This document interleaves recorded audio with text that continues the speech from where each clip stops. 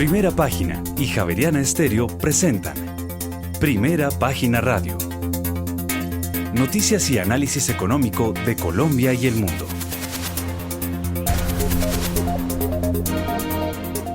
Muy buenos días para usted, un saludo muy especial, saludo también a quienes están ya conectados con la información de Primera Página Radio 91.9 FM, también por javerianaestereo.com y las diferentes redes sociales y el canal Claro 458 de Primera Página. Algunos bancos centrales han comenzado ya a sugerir que los tipos o las subidas de los tipos de interés podrían estar nuevamente sobre la mesa. Este miércoles, la presidenta del Banco Central Europeo, Christine Lagarde, afirmó que un aumento en los costos de endeudamiento podría ser necesario, incluso en caso de una inflación no demasiado persistente provocada por esta crisis energética relacionada con el conflicto en Irán. El Banco Central mantiene los tipos de interés estables por ahora, pero cambia su discurso si la crisis energética del Golfo se extiende a los precios, a los salarios y a las expectativas. El endurecimiento monetario ya no es un tabú en Frankfurt, es lo que ha manifestado o lo que se ha dicho a partir de esta declaración de Christine Lagarde. El banco entonces lo que ha dicho es que la clave está o no reside más bien en una tecnicidad del banquero central, sino en una postura política. Christine Lagarde afirmó que el Banco Central Europeo está preparado para aplicar estos cambios de ser necesario ante las dinámicas políticas que se están viviendo actualmente. Esto no implica el anuncio de una subida inminente de tipos, pero sí algo casi igual de significativo como es el fin de cualquier idea de piloto automático. Tras meses en los que el mensaje fue principalmente de cautela, Frankfurt vuelve a plantear la posibilidad de un endurecimiento monetario y lo hace porque la nueva crisis energética vinculada a la guerra en Medio Oriente está amenazando con reavivar la inflación justo cuando parecía estar bajo control. En apuros sí que los ha puesto toda esta situación en el mundo. El marco oficial por ahora sigue siendo establecido por el Consejo de Gobierno, tipos sin cambios en un 2% para los depósitos, 2,15% para las operaciones principales de refinanciamiento y el 2,4% para las operaciones marginales de refinanciamiento. Pero el propio Banco Central ha advertido que la guerra ha generado una perspectiva mucho más incierta, con riesgos al alza para la inflación y también con riesgos a la baja para el crecimiento económico. Este es el punto de partida de la nueva narrativa de la presidenta del Banco Central Europeo. Una política monetaria no puede bajar el precio del petróleo y el gas, pero debe intervenir si el aumento de los precios de la energía deja de ser un incidente solamente sectorial y luego se convierte en un contagio generalizado que afecta a la lista de los precios, los contratos y la expectativa.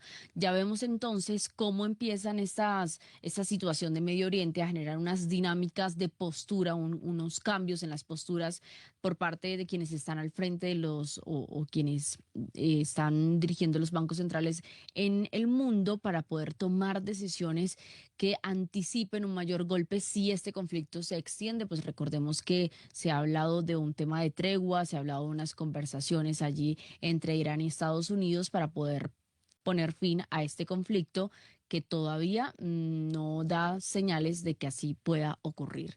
Son las 6 de la mañana, 14 minutos. Saludo a esta hora a nuestros analistas que nos acompañan a nuestro analista que nos acompaña desde los estudios de Javeriana Estéreo. Está con nosotros Diego Palencia, él es el vicepresidente de Investigaciones y Estrategia de Solidus Capital Banca de Inversión, y también está conectado con nosotros Edgar Álvarez, el director de inteligencia competitiva de la cooperativa Coasmedas. Bienvenidos los dos. Empecemos, don Diego, con este cambio de frente que ha hecho el Banco Central Europeo, hablando primero de cautela, ahora ya empiezan a ponerse un poco en aprietos, a anticipar qué pueda estar pasando. Y algo muy importante, el tema: no se puede controlar los precios de petróleo y gas, pero si esto ya empieza una cadena a afectar a otros precios generalizados y a golpear sobre todo el bolsillo de la gente, que hay que tomar medidas un poco más drásticas. ¿Cuáles son esos retos económicos a los que en estos momentos se están enfrentando las principales economías? Estamos hablando de liquidez, estamos hablando de tasas, estamos hablando de bonos, o esto es una mezcla allí donde todos están metidos a ver cómo contienen esta situación que se vive en Medio Oriente. Buenos días, Kiara. Muchísimas gracias por la invitación. Un saludo a la mesa de trabajo y a todos los oyentes.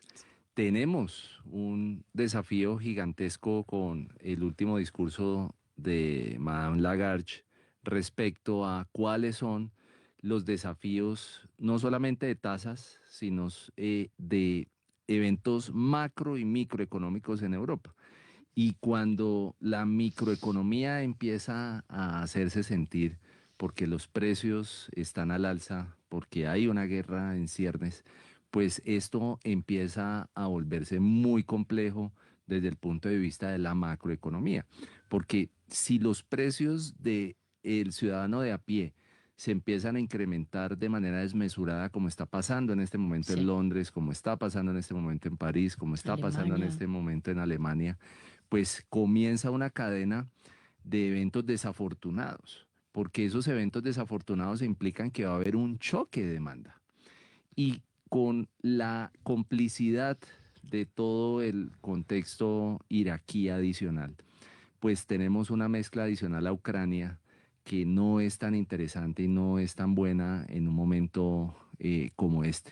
Tener dos frentes de batalla, el frente del Medio Oriente y tener el frente de Rusia, que amenaza directamente a Polonia, que amenaza directamente todos los canales entre Lituania y la Europa continental, pues vamos a tener un evento que infortunadamente va a causar no solamente los choques de las principales materias primas energéticas, sino que vamos a tener choques de distribución, vamos a tener nuevamente los choques logísticos tradicionales en la oliva, en los precios de los principales vinos, en los precios de los principales granos. Ya estamos viendo cómo las bolsas están reaccionando negativamente a estas expectativas y sobre todo el mensaje de ya no nos funciona la política monetaria tradicional o ortodoxa, pues trae un componente estratégico muy clave, y es que muy probablemente el Banco Central Europeo y cada una de sus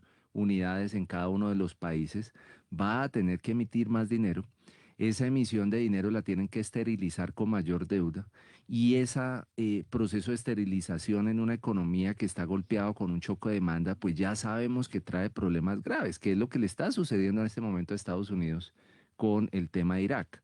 Entonces fíjate que esa misma guerra, esos mismos efectos que está viviendo Europa, es como si viéramos la película adelantada de lo que va a pasar en Estados Unidos. Entonces ya sabemos que una afectación de esta índole va a traer una volatilidad en toda la cadena de bonos. Como tú bien lo decías, esto no solamente va a desencadenar problemas en precios, sino que los bonos vamos a tener tasas cada vez más altas, vamos a tener cada vez más altas expectativas de retorno sobre la inversión, lo que implica que la gente va a ser mucho más cautelosa cuando va a hacer su inversión. Entonces eso también desencadena un choque de oferta. Y entonces ahí tenemos la mezcla perfecta que tú decías de batido no mezclado, porque definitivamente este gin tonic va a tener unos efectos, hay que ponerle una lima para que sepa mejor, pero definitivamente va a ser amargo, va, como decía Winston Churchill, sangre, sudor y lágrimas. Pero lo interesante es que hoy en el mundo vivimos con las mejores tecnologías, la inteligencia artificial, y yo creo que esta inteligencia aumentada que debemos empezar a tener en nuestros modelos financieros es más importante en estos momentos críticos. Entonces yo creo que vamos a encontrar soluciones creativas a estas crisis que cada vez van a ser más recurrentes y que van a traer más actores no estratégicos solo de política monetaria, sino que nos van a sacar a todos al tablero.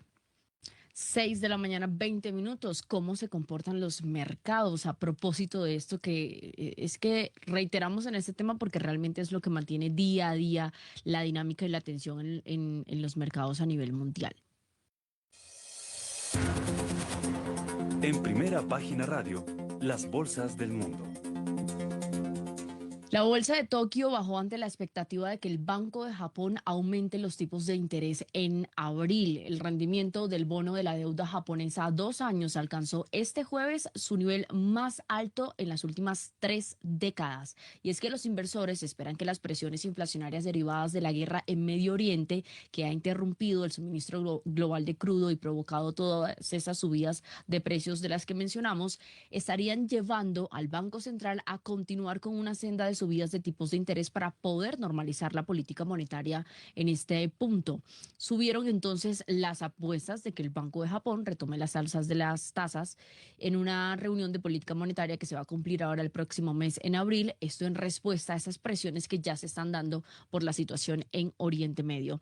El indicador de rendimiento del bono japonés subió este jueves 2,5 puntos porcentuales hasta ubicarse en 1,33% y es el nivel que no se veía por lo menos desde 1996 según los registros oficiales. El principal indicador entonces de la bolsa de Tokio, el Nikkei, está cediendo un 0,27% este jueves a medida que se desinfla un poco todo este optimismo con el que se empezó la semana de estas negociaciones que van a poder poner fin a la guerra que se está viviendo en Medio Oriente. Hoy ya vemos que la realidad es otra, pues Teherán está negando estas negociaciones. El índice más amplio, el Topix, que incluye las firmas de mayor capitalización, bajó un 0,22%, se situó en esta jornada en 3.642 unidades. La persistente debilidad del yen, la moneda local, en este jueves estaba cambiándose al entorno de 159,4 unidades por dólar y esto podría contribuir a la decisión ya que una moneda débil encarece los precios de las importaciones. El índice de referencia de la bolsa de Shanghai cayó hoy 1,9%, mientras que el parque de Shenzhen tuvo un retroceso del 1,41%. Si revisamos el Hansen, que es el índice de referencia de la bolsa de Hong Kong, este tuvo una pérdida del 1,89% en otra jornada de descensos generalizados ante la incertidumbre de qué va a pasar finalmente con este conflicto en Oriente Medio. El selectivo entonces cerró en 24.856 unidades, mientras que el Hansen China Enterprises, que agrupa a las compañías de la China continental, bajó un 2,25%. Si revisamos la bolsa de Seúl, puntualmente el Kospi, el principal indicador, también cayó 3% al cierre de este jueves y tenemos que el Kosdaq, que agrupa a las empresas tecnológicas y de mediana capitalización y que venía, por cierto, teniendo un buen comportamiento, subiendo, en esta ocasión está registrando una baja del 1,98%.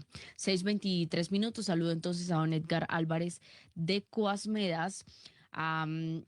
Para analizar Asia y esto último que hemos estado conversando en relación a esta nueva preocupación de, bueno, vamos entonces a empezar a contemplar ya no tanto cautela, sino ponernos un poquito más apretados y a alzar las tasas de interés y vemos entonces este dato llamativo que mencionó de Asia, que no ocurría por lo menos en cuanto a los bonos desde 1996. Hola, Kiara. ¿Cómo estás? Ya toda primera página, gracias por la invitación. A Diego, me dicen que si se escucha bien, es que estoy acá en un Sí, business señor. lobby. Bueno, listo. Nada, pues sí, claro, como tú lo mencionabas, hoy entramos en la gráfica de Extreme Fear, o sea, miedo extremo. Ya nuevamente está sobre la mesa el pánico en los mercados y pues es importante porque grandes jugadores están allí, ¿no? Sobre todo gobiernos que invierten, fondos que invierten y fondos también que pues digamos que compran más cobertura, que es el costo del miedo, ¿no? Entonces esto no es solo por un factor, como tú lo mencionabas, sino es por la convergencia, pues básicamente esas tres tensiones que al mismo tiempo están sucediendo y pues empecemos pues por Asia y por Japón porque tienes razón, en perspectiva decimos que la historia no se repite, pero los comportamientos se reproducen. Entonces la historia también tiene resonancia ahora, así como pasó en Japón en su momento, pues por una surprise, ¿no? Por una especulación de incremento de precios inmobiliarios que impulsó realmente todo esto del carry trade, ¿no? Que durante muchos años, pues Japón fue el ancla y lo ha sido todavía, pero en menor medida la liquidez global, ¿no? Con tasas cercanas a cero, pues eso está cambiando ahora, porque si el Banco de Japón avanza esas subidas, pues eso pone en juego no solamente su economía como tal, pone en juego no solamente las Abenomics retomadas por Sanae pues, sus objetivos de crecimiento económico para Japón, sino que podría impulsar una desescalada de capitales que están en este momento en Estados Unidos, principalmente en Standard Poor's, y pues eso podría generar unas mayores caídas globales que los hemos venido mencionando, ¿no? O sea, es decir, que ese capital global financiero en yenes baratos que ahora tendría que reacomodarse, está mucho más latente hoy en día. Entonces sí es importante y hay que estar prestándole mucha atención a lo que esté haciendo el banco japonés en este momento. También ahí aparece un dato clave y es que Japón tiene pues la mayor deuda como país en el mundo, o sea, es el 250 por ahí del PIB, pero con una referencia histórica de sensibilidad del mercado alrededor de ratios entre el 90 y el 100%. Si suben las tasas que ahora, pues el costo de sostener ese modelo, yo creo que empezaría, perdón, a tensionarse un poco más. Entonces sí, el tema es crítico allí. Desde pues, el segundo punto también sería el de lo que se ha venido mencionando y que tú lo dices muy bien, y Diego, y es que pues hay que reiterarlo todos los días porque la noticia esté allí y es lo de pues Medio Oriente, ¿no? Y pues sí, Teherán introduce en este momento un componente de incertidumbre que el mercado no puede modelar fácilmente, porque no es solo petróleo, sino también son las noticias difusas que está dando en este momento Donald Trump. Entonces, si uno está atento pues a los mensajes de Donald Trump y a lo que están diciendo pues los líderes de Irán, a veces parece que Donald Trump tiene controlados, de hecho el extremo Hormuz no está cerrado totalmente, sino el Brent estaría arriba, no ha pasado la resistencia de los $119 como lo habíamos mencionado el jueves pasado, llegó a ese y empezó a caer nuevamente, sino que ese mensaje de Donald Trump está como direccionado para favorecer, y lo dicen pues grandes analistas, para favorecer digamos que empresas o fondos privados que cuando él sale a dar una noticia, 15 minutos antes, habían comprado muchas posiciones a la baja y opciones a la baja del petróleo. Cuando él dice que va a irse a la guerra total, entonces 15 minutos antes esos mismos jugadores habían apostado a la subida de las referencias del WTI y el Brain. Entonces por eso los líderes de Irán están diciendo pues Donald Trump está favoreciendo y está jugando y está especulando con los papeles, que realmente tenemos que tener en cuenta que el petróleo tiene pues dos escenarios. Uno, que es lo que hay en las reservas de petróleo y lo que se produce, que eso es real, y otra cosa son los papeles, que son los futuros y los contratos de lo que pudiera hacer en esas compras futuras del petróleo y donde los mayores jugadores están ahí en la OPEP. Entonces, digamos que eso aumenta las tensiones y parece ser por ese mensaje difuso que Donald Trump tuviera todo controlado y que hay una especulación del crudo. Sin embargo, y aunque el Brent haya bajado en la referencia, lo cierto es que eso está generando, y voy al tercer punto para terminar, está generando el fenómeno de pánico en todos los mercados, inclusive hablan ahorita de Europa y de lo que pudiera ser una posible endurecimiento de tasas, porque veníamos con una inflación controlada en un promedio del 2% y ahora lo que está sucediendo es que por ese pánico de futuros y de papeles, y aunque esté pasando pues crudo todavía, lo cierto es que esos fenómenos inflacionarios que están en teoría controlados, pues ahora generan incertidumbre y todos los gobiernos, aunque no han tomado ya una decisión concreta, pues están pensando en recibir un coletazo, un impacto de la inflación, que pues eso erosiona a la economía, es un veneno para la economía y para los bolsillos pues de las personas, aumentar tasas. Y si aumentan tasas, pues nuevamente tenemos que haré, Diego, pues y oyentes, nuevamente a ajustar nuestras perspectivas de crecimiento económico porque ya no tendríamos un 2026, digamos que unas perspectivas favorables de crecimiento y desarrollo, sino que tendríamos que otra vez un ataque de inflación que en esta vez que en esta ocasión no sería persistente, aunque la incertidumbre de la guerra está ahí latente que una pandemia, y aunque pudiéramos tener medidas de ciclos restrictivos o anticíclicas, lo cierto es que finalmente los gobiernos van a tener que operar y eso lo vamos a ver pues en estos días también, y Latinoamérica por supuesto. Latinoamérica de la que ya vamos a hablar, pero antes mencionemos un poco cómo se ha estado comportando las bolsas en Europa, que están registrando unos descensos mientras evalúan las perspectivas de un alto a fuego en la guerra con Irán. El índice del dólar estadounidense se mantuvo prácticamente estable este jueves tras 2 días de ganancias. Lo que hay que mencionar es que el DAX de Alemania está bajando 1,31%, el CAC 40 en Francia cae un 0,5%, el principal indicador en Reino Unido a la baja un 0,6%, la bolsa de Milán cae un poco más, 1,5%, y la de España retrocede un 0,78% este jueves. Ahora, el índice paneuropeo Stock 600 había caído un 7% en la apertura, mientras que el Stock 50, donde cotizan las empresas de mayor capitalización en Europa, baja 1,31%, y así se comporta entonces este panorama en Europa, donde los inversores están un poco también asimilando esta reciente intervención de la presidenta del Banco Central Europeo, que como lo mencionábamos está sugiriendo la necesidad, o ya está el banco planteando allí la necesidad de tener que aplicar un alza en las tasas de interés. Pasemos entonces a Latinoamérica.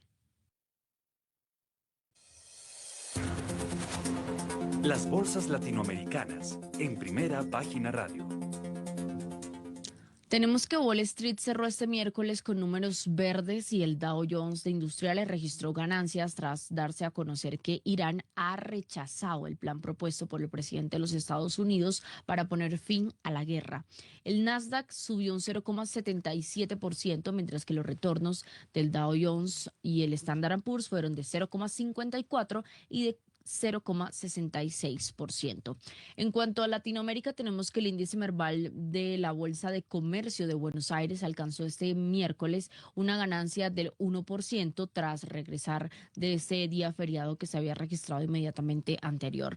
Tenemos que el Ibovespa de Sao Paulo sumó 1,60%, el Standard & Poor's de la Bolsa de México registró un fuerte avance que alcanzó el 3,67%. El MSCI Colcap de la Bolsa de Valores aquí en nuestro país avanzó 1,21%. En Chile también recuperación, en este caso del 2%. Y tenemos finalmente el MSCI NUAM de Perú, que cerró con un avance del 3,14%. Comportamiento entonces de Latinoamérica para el mercado. Pero antes de realizar este análisis con nuestros analistas, vamos a hacer un recorrido con nuestros aliados de Radio Francia Internacional y empecemos hablando de la crisis energética a propósito de lo que está pasando a nivel mundial, pero en este caso concentrado en Cuba, principalmente por las restricciones de Estados Unidos, una situación que ya empieza a afectar significativamente los servicios y el sistema de salud en la isla. Nos vamos ahora ya a Latinoamérica. Riesgos de cortes de electricidad en mitad de cirugías, servicios de cuidados intensivos incapaces de mantenerse en funcionamiento constante. La asfixia energética a Cuba por parte de Estados Unidos está teniendo un costo importante en la salud de los habitantes de la isla. Tal es el impacto que la OMS, la Organización Mundial de la Salud, ha lanzado una señal de alarma calificando la situación de profundamente preocupante. Melissa Barra. El director de la OMS, Tedros Ghebreyesus, apuntó en X que la escasez energética está provocando una crisis en los servicios de emergencia y cuidados intensivos en los hospitales cubanos, asegurando además que miles de cirugías han sido postergadas en el último mes debido al disfuncionamiento eléctrico del equipo médico y que se estaba rompiendo la cadena de refrigeración de las vacunas. El jefe de la OMS pidió entonces que la salud no quede a merced de la geopolítica, en referencia al bloqueo de petróleo que ha impuesto Washington a Cuba en los últimos meses. La ONU ha calificado esta medida de contraria al derecho internacional, mientras en la isla se han multiplicado los apagones a gran escala. Desde La Habana, el coordinador de Naciones Unidas en Cuba propuso un plan de acción de $93 millones para responder a la contingencia energética y aportar ayuda humanitaria tras el paso del huracán Melissa a finales de 2025. El objetivo, dijo la oficina de la ONU, es mantener servicios esenciales para 2 millones de personas en 63 municipios y 8 provincias del país. Y pasemos ahora a otro tema relacionado con dos grandes de la tecnología y un fallo histórico contra YouTube y Meta por unas denuncias en relación a adicciones en estas plataformas. Es una sentencia histórica no tanto por las cifras, sino por el precedente que sienta. Un jurado de Los Ángeles declaró a YouTube y a Meta, matriz de Facebook, Instagram y WhatsApp, responsables de haber perjudicado a una joven por el diseño adictivo de sus plataformas. Según el jurado, ambas empresas sabían o deberían haber sabido que sus servicios representan un peligro para los menores. La sentencia es un golpe para las tecnológicas ante el más de 1 millar de casos similares pendientes. Corresponsal en Washington, Cristóbal Vázquez. Un jurado en Los Ángeles dictaminó que Meta y YouTube fueron responsables por negligencia al diseñar deliberadamente productos adictivos que engancharon a una joven usuaria y le causaron daños físicos y mentales, y también por no advertir sobre estos riesgos. El jurado otorgó a los demandantes una indemnización compensatoria de $3 millones. El veredicto del jurado se produce apenas un día después de que Meta fuera condenada a pagar $375 millones en multas civiles en una demanda adicional en el estado de Nuevo México.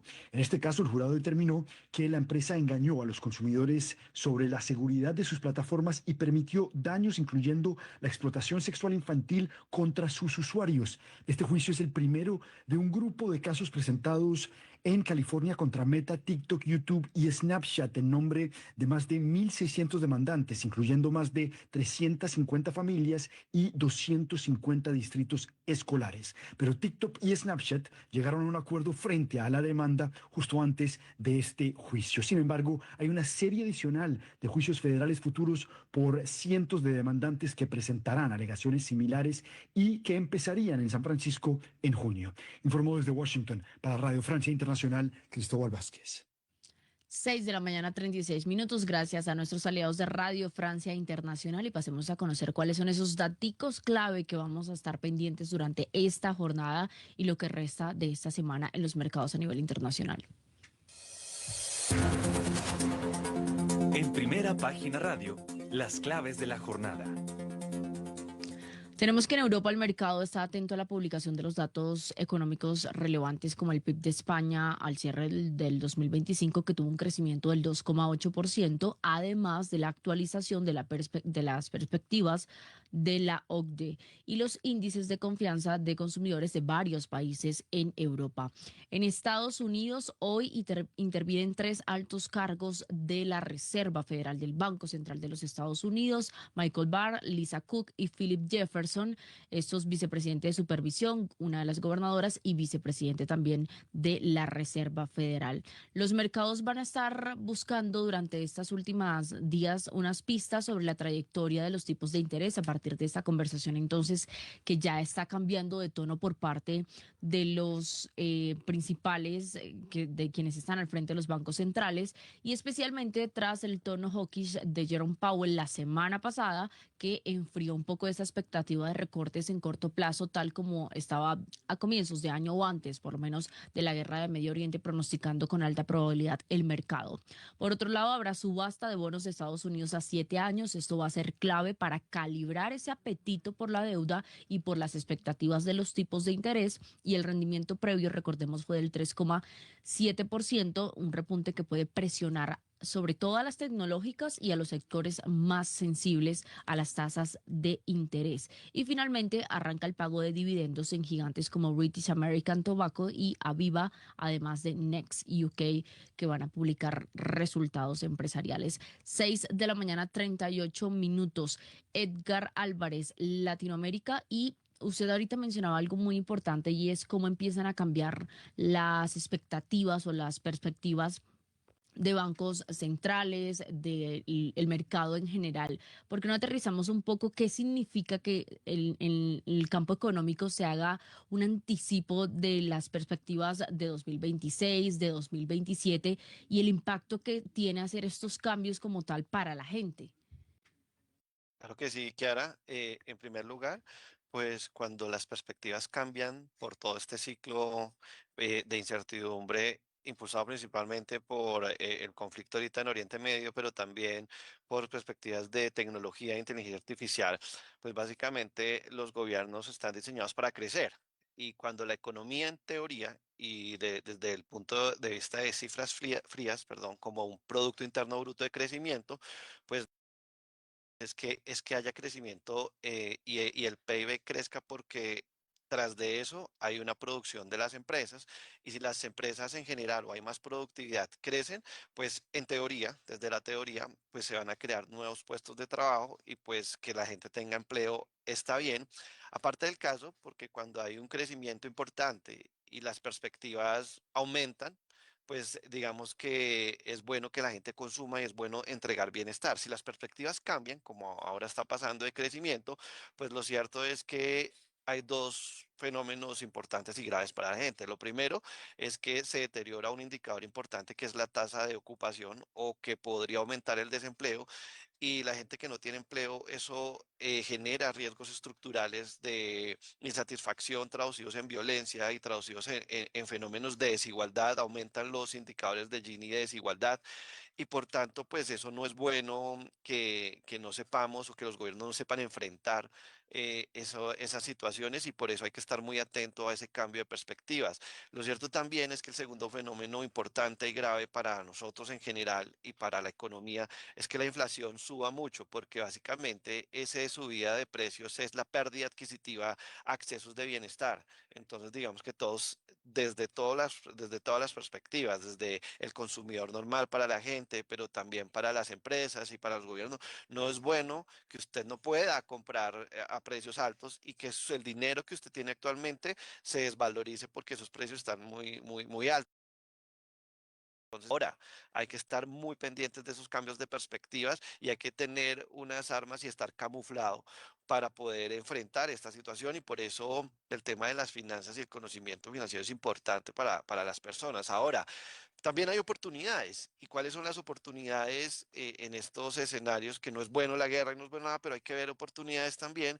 Y la oportunidad también es desde el punto de vista inversionista, y es porque pues cuando hay tasas altas y los gobiernos tienen tasas altas o suben las primas de riesgo, pues se vuelve muy atractivo para los inversionistas pues traer mucha inversión indirecta a los países, pues porque puede tener más rentabilidad. Es un provecho de la incertidumbre y de la guerra. No es bueno decirlo, pero eso es importante. Entonces digamos que la renta fija ayuda muchísimo en el escenario de incertidumbre, pero no es bueno en general para la economía tasas altas, y no es bueno porque tampoco hay acceso al crédito y como la gente no genera riqueza de un día para otro, la segunda vía es el acceso al crédito. Si las tasas del gobierno suben, eso se traduce directamente a los precios de los bancos comerciales y los bancos comerciales aumentan tasas y se aumenta la barrera de las líneas de crédito y la gente no consume, caen los índices de consumo que tú mencionabas y nuevamente afecta el bienestar de las personas. Ese es el impacto mayor que hay en este momento y por eso los cambios de perspectiva para el 2026 que se deterioren en el PIB es importante. Y no sé si pasó a Latinoamérica o... Antes de pasar a Latinoamérica, deme chance acá, don Edgar, que tenemos una noticia muy importante relacionada con el metro de Bogotá, una exclusiva que nos tiene a esta hora Diana Nova. Exclusiva de Primera Página Radio. Diana, buenos días. ¿De qué se trata? Cuéntenos, por favor, este tema relacionado con el arribo de los trenes del metro aquí a Bogotá. Pues sí, buenos días. Les cuento que el proyecto de la primera línea del metro de Bogotá ha registrado un ajuste en el cronograma de entrega de su material rodante, desplazando la recepción de la flota completa de los 30 trenes para el 19 de febrero de 2027. Este cambio representa un retraso de 4 meses respecto al plan original que finalizaba en octubre de este año. Esto se ha debido a principalmente dificultades en la logística marítima internacional y trámites en puertos nacionales. A pesar de este desfase en el arribo del último tren, la empresa Metro de Bogotá pues confirmó y aseguró que el avance general de la obra se mantiene en un 72% y que la operación comercial sigue programada para marzo de 2028, porque las pruebas se van a ir haciendo con los trenes que ya llegaron. Hasta el 25 de marzo de este año, el país cuenta con un inventario de 9 trenes, mientras que la unidad número 10 ya se encuentra en proceso de nacionalización en el puerto de Cartagena tras arribar en el buque CMA CGM Liberty. Los primeros 8 trenes ya están ubicados en el patio taller de Bosa, donde se están adelantando protocolos de acople y alistamiento, y por su parte el tren número 11 permanece en fase de preembarque en el mar de Japón y las unidades 12 y 13 continúan en pruebas de rutina en la planta del fabricante en China. 6 de la mañana, 45 minutos. Es decir, Diana, para claridad, estos trenes debían estar todos aquí en Colombia en octubre, pero ya no va a ser así, sino que se extiende hasta el próximo año la llegada de los trenes. Exacto, deberían estar todos en Bogotá en octubre. pero ya no, pues hay un retraso de 4 meses que digamos que las causas de la demora se concentran en factores externos, como son el tiempo de tránsito por el canal de Panamá, cambios en las rutas navieras y la complejidad del transporte terrestre mediante caravanas que necesitan como unas características especiales. Entonces ahora el último tren va a arribar a Bogotá hasta febrero 7. 6 de la mañana, 45 minutos. Gracias, Diana, por esta información relacionada con la construcción, la llegada de los trenes del metro aquí a Bogotá. Don Héctor Mario Rodríguez, muy buenos días. Usted no Muy está en buenos Bogotá. obviamente, por aquí en Medellín otra vez sufriendo eh, eh, asambleas, muy buena concentración de asambleas esta semana, así como estuvimos la semana pasada. Estamos esta semana en las asambleas que hay a tutiplén, ¿no? Ya nos tocó, hubo el viernes Bancolombia, el martes Civest. Fui a una peculiar asamblea de Industrias Extra, no sé qué tanta información tenga por ahí Edgar, pero Andrés, que es el gomoso de las acciones, me podría decir sobre Industrias Extra. Yo hace rato, la verdad, no hacía cubrimiento de Industrias Extra, pero fue una asamblea a la que me dio por asistir cuando me enteré que la había para ver el ambiente. Eh, Hoy toca Argos, mañana Sura, mañana Isa, y curiosamente pusieron a la misma de Isa. Entonces, la de Isa es que la de Argos. Eh, Mientras los horarios se disputaban porque fueran disparas siempre en las asambleas y pudiera haber asistencia mayoritaria, curiosamente Isa va a tratar de pasar lo más desapercibida posible. Ya había Edgar por ahí manipulando su inteligencia artificial. Bueno, el Hola, O asunto. sea, hola, ahora sí. sí. Hola, todos tenemos ya que entrar en adiestramiento de agentes as a service de inteligencia artificial al día. Eso sí es cierto. Y en rapidez de consultar el Google cuando nos cogen fuera de base. ¿Encontró algo de Industrias Extra? Pues estamos aquí con el tema de lo de Nutresa, ¿no? Sí. Ajá. Pues no, estamos aquí, estoy aquí como enterándome del tema. Bueno, no, tranquilo, no, más adelante le consulto porque no lo quiero coger ahí contra la pared ahí, porque no estaba en la agenda, pero bueno. Oiga, Diana ya nos voló, sí, ya voló.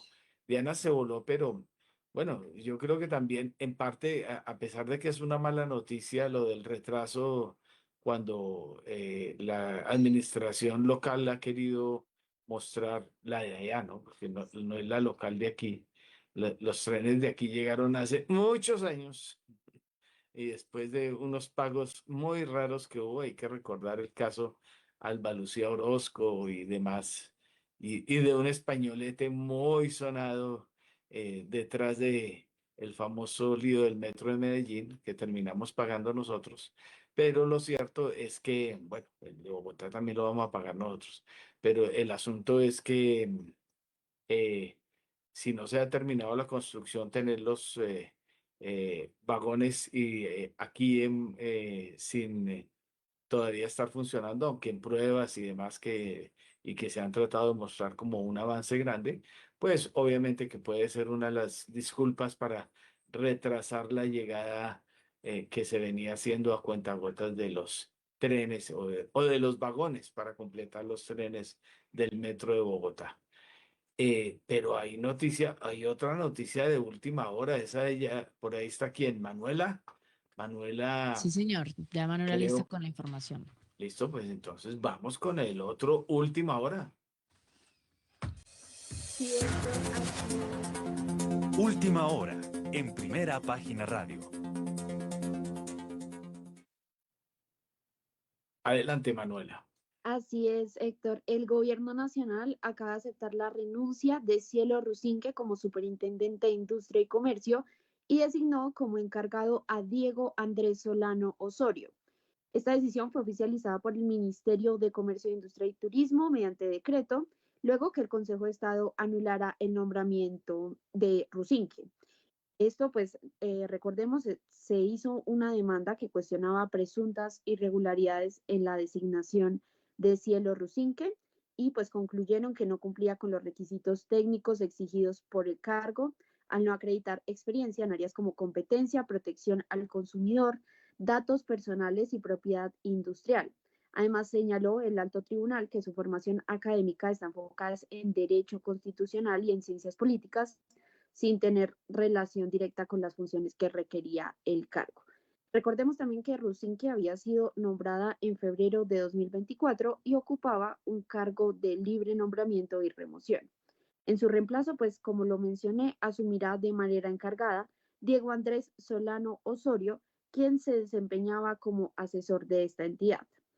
De acuerdo pues también con la normativa, para ocupar este cargo se requiere título de posgrado en áreas afines y al menos 10 años de experiencia profesional relacionada.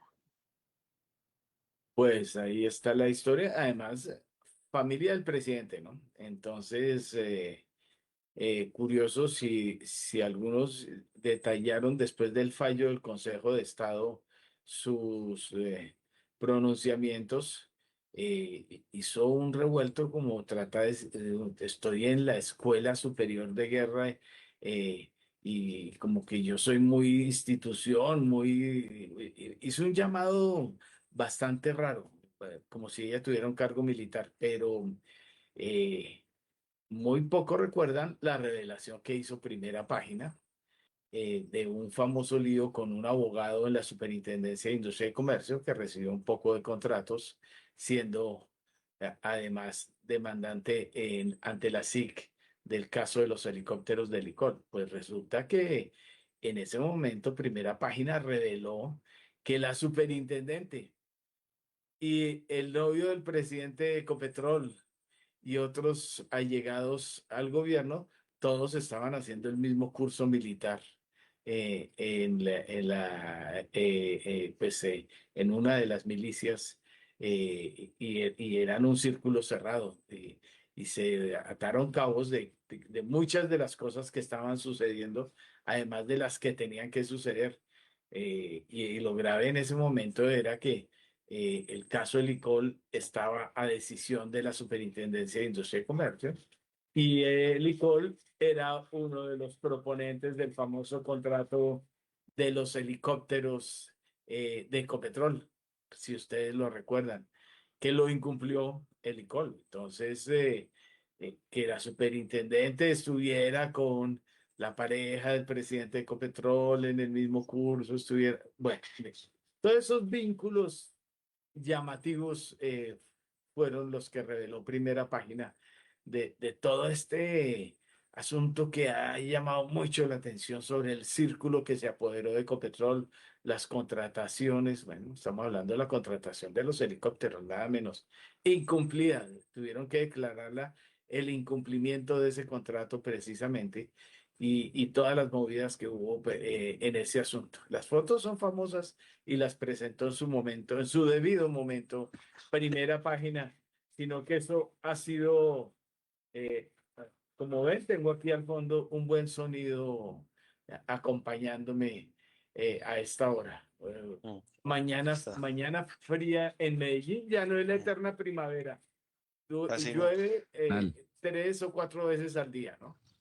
Le están sonando los Entonces, pajaritos del Nacional llorando los 3 goles. exactamente, los 6, ¿cuáles 3? 6. Bueno, Recuerde que fueron, don Héctor, yo le tengo, cuando quiera, yo le tengo acá, ya pues, hice un scanner rápido de lo que pasó sí, con Nutresa, cuénteme. pues nada, o sea, hay unos Y puntos con extra. importantes.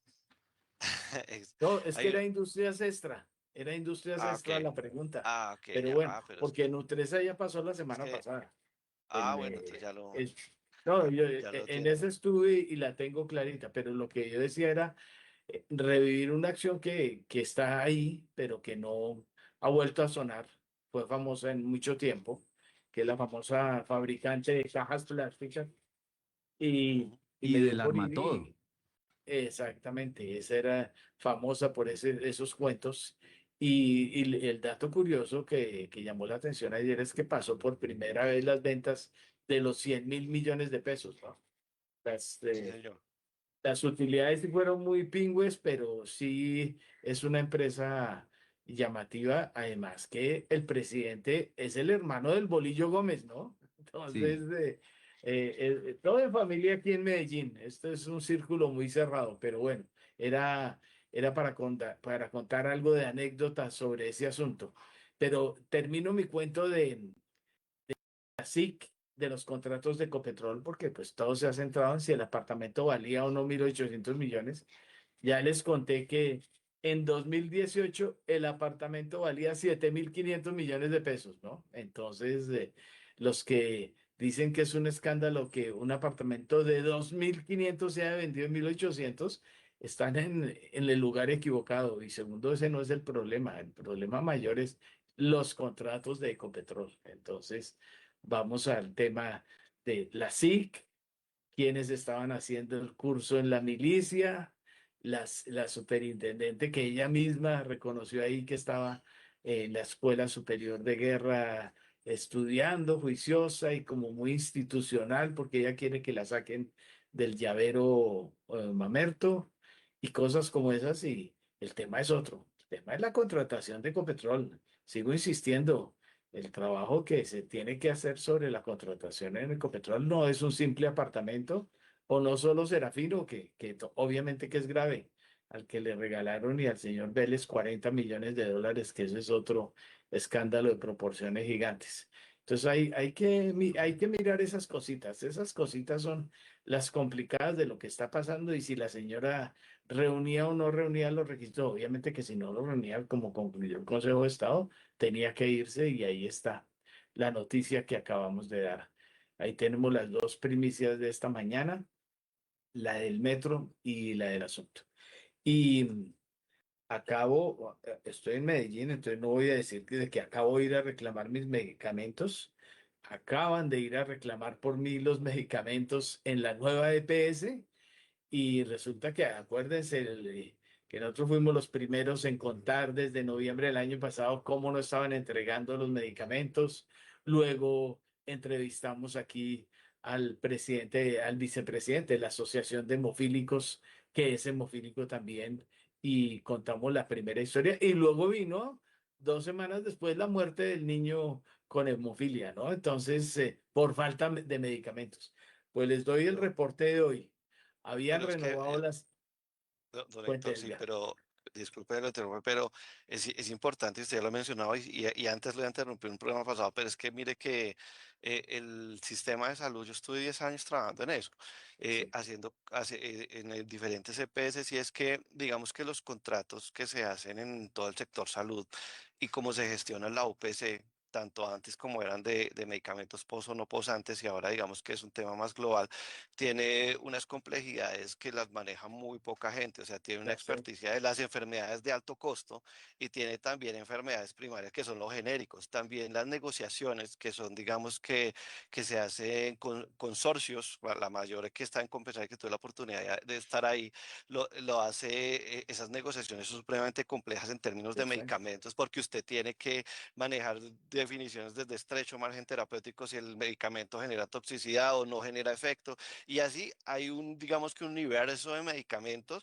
y de diferentes oferentes de la industria que en algunos casos le ofrecen comerciales o genéricos, y digamos que las EPS tienen gente altamente técnica que tiene que traducir eso en notas técnicas de negociación para poder encontrar una eficiencia que correlacione lo que se le da por parte de la OPC. Entonces, ¿cuál es el problema? Entonces también a veces, digamos que hacer un mito de que la EPC no entregó, es que todo eso es una cadena de experticia técnica donde hay químicos farmacéuticos y donde toca ser un equilibrista entre en qué enfermedades se pone la plata y en cuáles no. Y digamos que una persona que sufre, digamos que de hemofilia y tiene que tener un bon que son medicamentos muy, muy costosos, una persona de esa se llega a caer, y esos son 1.200 a 2.000 millones de pesos que estaban contemplados para cubrir un montón de gente y que ya no se puede entregar el medicamento. Por eso la lucha entre la UPC que da el gobierno, que siempre ha sido insuficiente, que no es sino desde tiempo atrás, esa lucha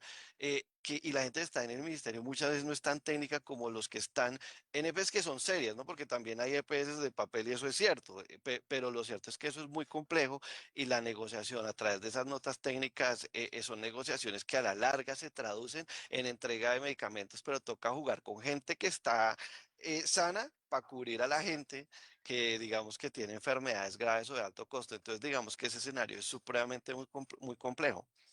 Ya volvemos con Edgar porque son las 7, vamos con las noticias, pero sí, ahí tengo unos comentarios para hacerle y yo también tengo experticia de almohada en el sector de la salud, entonces conozco muy bien el asunto, soy paciente también de complejidad, pero entonces el problema es que no está girando la plata, entonces ese es el otro inconveniente ahora, entonces eso hay que ser muy certeros en ese comentario.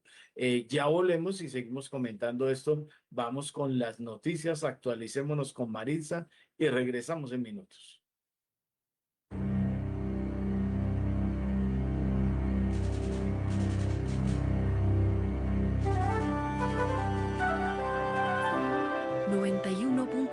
Javeriana Estéreo, Bogotá. HJKZ. Sin fronteras.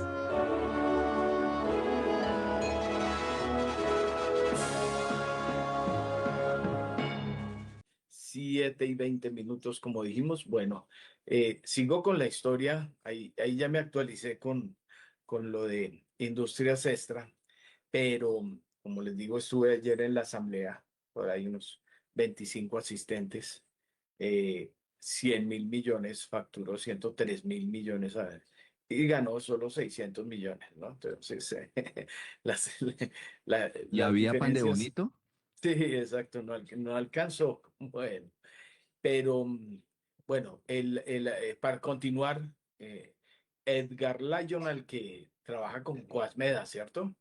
Sí, señor. Aquí Eso, le voy a bueno, pasar el estudio de riesgo de Industrias Extra de EMIS International que yo tengo acá para que lo tenga ahí en su radar. Sí, listo, exacto. me sirve. Bueno, entonces, vamos, redondeemos la historia rápido de salud en la que obviamente yo conozco es porque he estado dentro del monstruo. eh, Como digo, tengo conflicto de almohada con el sector de la salud y me tocó vivir todo lo que fue eh, el lío del Seguro Social. El Seguro Social, yo siempre lo recuerdo, ¿no? ¿Se acuerda del lema del Seguro Social? Uy, a ver, no me acuerdo. Para Corcho, siempre, para para siempre, siempre. con interjección, para siempre, y se acabó. Ajá. Entonces, Que ahora en teoría lo reemplazó de sí, cierta sí, forma no, 9PS, pero sí, pero los usuarios pasaron allá. sí, pero para peor, ¿no? Porque como estamos, o sea, mi cuento va, yo entiendo todo el tema técnico, o sea, eso, y es complejísimo, además es complejísimo por el manejo internacional de precios, por el costo de las enfermedades como la de nosotros los cuchitos que valemos. Pero yo llevo 47 años aportando, ¿no? Entonces, Se lo merece. eso es plática, ¿no? O sea, yo he mantenido el monstruo. Entonces, hoy, vea, le hago el reporte. El problema es que no están pagando, o sea, el problema es el manejo de la nueva EPS. Creo que le acaban de cambiar al interventor, no ha pagado, más que Ujú. todo en el eje cafetero, ya le han interrumpido todos los servicios, pero leo el reporte de hoy. Entonces, vea para que usted vea lo que es el cambio.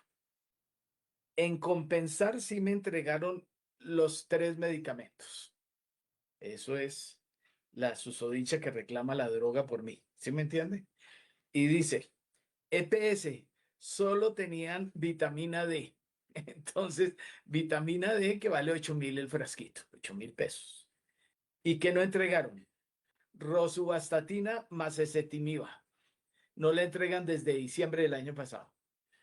Cada 3 meses se pierde la formulación, ¿no? Entonces, ya cuando uno pide, si yo voy a pedir las de noviembre, nunca me las van a dar. Se ahorraron 13 cetimivas eso vale la cajita 250.000 pesos, ¿no? Entonces, para que a quien está manteniendo nuevamente, o sea, el aporte mío casi a la salud que hago mensualmente, solamente lo gasto hoy, además de que sigo aportando, el, lo gasto en los medicamentos. Entonces, ese Timiva no lo entregaron.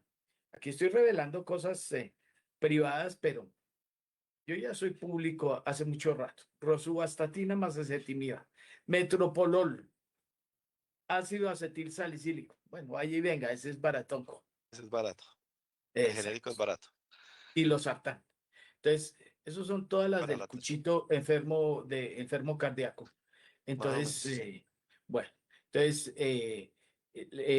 como pueden ver, volvieron otra vez, habían entregado enero y febrero, después de los escándalos, de las denuncias, de lo que contamos aquí de la red de hemofílicos, de la muerte del niño, llegaron y un mes y medio volvieron a entregar y ahora volvieron las filotas y la gente gritando y la gente desde las 5 de la mañana haciendo fila. Entonces, esto es otro cuento, no es solo un cuento técnico porque yo lo conozco muy bien y es complicado para mucha gente. Y el post y el pre y todas estas cosas las entiendo porque incluso en algún momento hubo dos reuniones que yo supe eh, con las CPS para tomar la decisión de volver eh, tenían que volver a controlar los posts que los habían liberado y todas esas cosas. Bueno, o sea que no había que ir a que le autorizaran a uno la formulación ni nada de esas cosas. Y eso lo mantuvieron, pero no lo están entregando. Entonces eso es como tener mamá pero muerta. Eso es así de claro. Entonces, ahí voy a ese cuento. No, están volviendo a entregar, o sea, y vamos a terminar este gobierno otra vez sin formulación, sin medicamentos y con la gente volviendo a morirse reclamando los medicamentos. Es que usted viera los cuadros de estos señores que van en muletas, que van como el jugador de Millonarios con, con el bastón. No, sí, Entonces, pero fíjate, ese es el cuento. Yo entiendo el tecnicismo, o sea, en verdad lo entiendo, y no es por disminuirlo, pero las magnitudes de lo que sigue sucediendo en este manejo es displicente con y uno que puede ir a comprar el medicamento. Hay gente que no tiene, mire, lo conté aquí ya, mm, estando reclamando medicamentos, se acercó un señor como yo de la tercera edad, bastante avanzado en años, con el famoso bastón, llegó allá y le dijeron en enero, ahora sí están sus medicamentos, pague ¿cómo es que llama? La cuota moderadora. sí, Bueno, para medicamentos sí.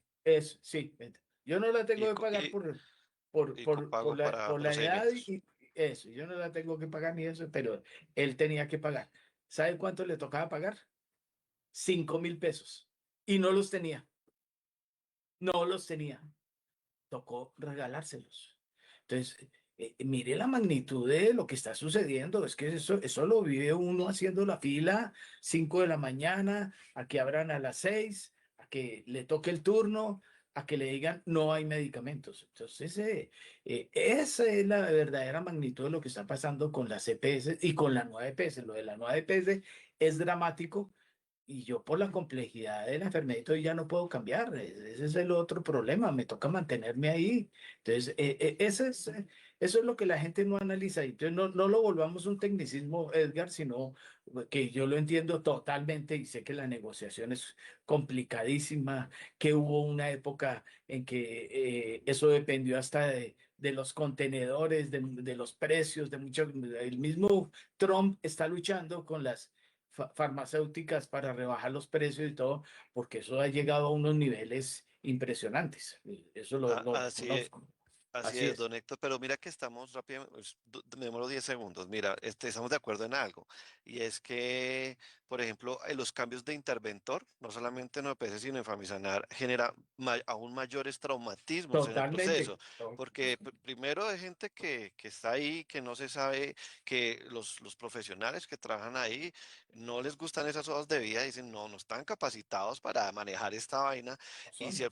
y si toca volverlo eficiente, se vuelve a través de un proceso que debe ser lento y una transformación bien calculada, pero eso ha generado unos traumatismos desde el cálculo, pues, pero también desde los procesos de entrega en la negociación a las IPS. Entonces, que estamos de acuerdo en eso. Los cambios de interventor cada mes o cada 2 meses ha generado unos traumatismos violentos y la incapacidad de entregar medicamentos desde el actual gobierno ha aumentado muchísimo y eso es muy grave. Lo tengo claro, ¿no? Eso está clarísimo, pues. Solo el superintendente, acuérdese del superintendente de las alitas, ¿no? Ojalá no me Mm. digan que estoy violando la equidad de género, pero acuérdese del superintendente de salud que salía con alitas y blusas transparentes y esto se volvió un circo, o sea, y los interventores, o sea, la intervención es para mejorar y esto se deterioró. Entonces, esa es la conclusión de este asunto. O sea, ahí está el reporte, no volvieron a entregar medicamentos en la nueva EPS. La ilusión es que eso ya se había arreglado, que en enero y febrero habían entregado, pues marzo no están entregando las filas y devuélvase porque no, porque le tenemos la vitamina D, haga la fila para la vitamina D, ¿no?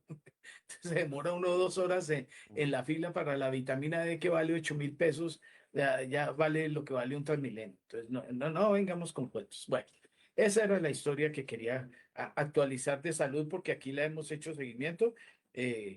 Yo sigo cobrando que nosotros pusimos el tema de los hemofílicos antes de que sucediera la muerte de este niño jugando fútbol y lo que ha venido pasando. La señora que no estaba reclamando medicamentos ni para ella, ¿no? Del impacto que sufrió y la ira que le dio que no le entregara medicamentos, falleció reclamando los medicamentos. Entonces, esto tiene unas magnitudes, o sea, y estos señores, bueno, y ya vio el ministro Icopor, ¿no? Eso, Ujú. lo que he venido diciendo del ministro Icopor, ¿no? Vea, 66 muertos, esa es la vagabundería. Y entonces viene el contrato, hay que comprar aviones nuevos. Ya vio lo que pasó con los helicópteros, primera página lo dijo en diciembre, no entreguen ese contrato y lo entregaron y ¡pam! 16 millones de dólares. Entonces, y los helicópteros allá, arrumados en Tolemaida. Entonces, eso es lo que está pasando. Bueno, ese es el ministro Icopor que tenemos que ha pasado invicto de todas estas y le siguen dando los de las FARC en la cabeza y seguimos reportando a nuestros muchachos militares muertos y esas cosas y ahí está el asunto. No pasa nada, el ministro Icopor sigue ahí. Bueno, vamos a lo que vinimos, sigamos. Oiga, no he dejado hablar hoy a Nelson Vera, que ya está conectado. Hagamos la actualización del comentario de Nelson Vera desde Chicago.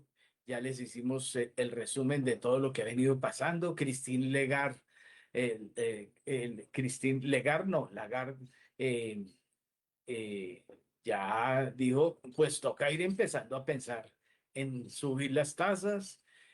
Banco Central Europeo, ya la cosa se está reconfeccionando porque este pleito entre Irán, Estados Unidos, Israel y los demás países del Oriente Medio se está complicando, que sí, que no, que yo quiero, que yo no quiero, que yo estoy negociando, que yo no. Bueno, ese es volatilidad otra vez. Ayer fue un día de medio euforia y hoy otra vez volvemos a los números rojos y volvemos a pensar en la inflación que viene, en todos los líos o que vienen o que está latente ahí porque la cosa sigue complicada. Entonces, Nelson, su comentario y hoy hablan tres de la Fed. Hablemos de algo bien macro. Buenos días, Héctor Mario, mil gracias por la invitación. Mire, lo que pasa es que este choque inflacionario de mayores precios del petróleo tiene un elevado grado de incertidumbre en su duración. Y pues de eso dependerá la acción de los bancos centrales y de su efecto sobre todo las expectativas de inflación. Me explico. Antes del cierre del estrecho de Hormuz, por donde pasan cerca de 20 millones de barriles día en promedio, eso cerraba a la mitad. Pues teníamos un precio de barril Brent cercano a los 62, 64 dólares por barril. Eso escaló casi a los 115, se devolvió a los 105 y ya está hoy rondando en el 100. Promedio año, la mayoría de pronósticos, lo que uno ve es que el precio del petróleo va a estar promediando 2026 valores entre 80 y 85 dólares por barril. Eso, pues dada la propia estructura, por ejemplo, de Europa y de Inglaterra, donde ese precio tiene un incremento instantáneo del 50 o 60% en el precio del gas, con todo lo que eso implica para el consumo de gas de los hogares, pues yo creo que sí tiene un inminente sentido de incrementos en las tasas tanto del Banco Central de Inglaterra como del Banco Central Europeo. Ya que usted mencionaba los comentarios de la directora Lagarde. Acá, pues se ha subido el precio de la gasolina y es un precio muy focal, sobre todo para las expectativas de inflación, pero por ahora lo que se tiene es esperemos a ver cómo termina dándose todo esto. Lo que pasa es que antes de este choque inflacionario aquí en los Estados Unidos, ya estábamos un poco emproblemados, al igual que en Colombia es más grave, acá también vamos cerca de 4 años y medio, 5 años sin cumplir la meta del FED. Y ya tuvimos un choque negativo por el lado de la oferta en cabeza del tema arancelario, que ha explicado cerca de 0.5 en la inflación y que explica parcialmente que las lecturas de inflación básica estén pegadas en el 3%. Y un agravante que no es solo la inflación de bienes, que es el tema de los aranceles que le menciono, sino también la inflación de servicios, que durante el último año venía descendiendo de los picos que tenía de 4,5, 5, a algo entre 2,7 y 3%, otra vez tiene una tendencia creciente. Entonces es una situación infortunada porque incluso antes del choque del estrecho de Hormuz y los precios del petróleo, la inflación de servicios todavía no estaba totalmente controlada. Entonces yo creo que por ahora, en el corto plazo, el FED se quedará en su 3.75, probablemente hasta el cierre de este año, pero siempre mirando qué ocurre con las expectativas de inflación que por ahora lucen ancladas, pero como se dice coloquialmente, pueden estar pegadas con babas, dado que todavía no se termina de diluir el efecto del último choque inflacionario post-pandemia. Y le repito, el efecto de ver que ustedes se le incrementan en dólar o dólar y medio los precios de la gasolina, pues eso, y hay múltiples estudios al respecto, eso es un choque para la psiquis del consumidor. Entonces, yo creo que eso es lo que está pasando en términos de política monetaria. Afortunadamente, aquí en los Estados Unidos se está discutiendo en el mediano plazo un choque positivo por el lado de la oferta, ¿no? Que estos temas de inteligencia artificial, no la histeria del trimestre a trimestre del S&P y de los gerentes, no eso, sino una vez eso se difunda en mayor productividad laboral y productividad total de los factores, eso podría tener un efecto deflacionario, ¿sí? Que le permitiría incrementar el crecimiento potencial, pero que el tiempo le cuadre con el choque de corto plazo negativo en los precios del petróleo, pues eso no creo que ello opere, y el sesgo es que el próximo movimiento, cuando sea que este venga, yo creo que será en el año ya 2027, puede ser al alza. Listo. Bueno, gracias, don Nelson. Oiga, tengo allá a don Diego Palencia y lo he tenido apagado también. Diego, su comentario es, bueno, no sé si le ha tocado sufrir los avatares con la salud o usted de los jóvenes que pasan invictos por la vida. Pues solo decirte que yo soy mortal, o sea, yo tengo marcapasos, entonces me toca luchar con ese proceso y me tocó la lucha de que me cambiaran se le acababa la batería y fue todo un proceso para que me lo cambiaran y preciso en estos momentos tan críticos. Para que vea que todos también vivimos el suplicio de tener que luchar contra el sistema de salud.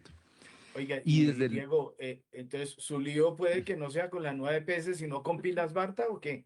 esa O el vaina, RD. tal cual, tal cual, tal cual.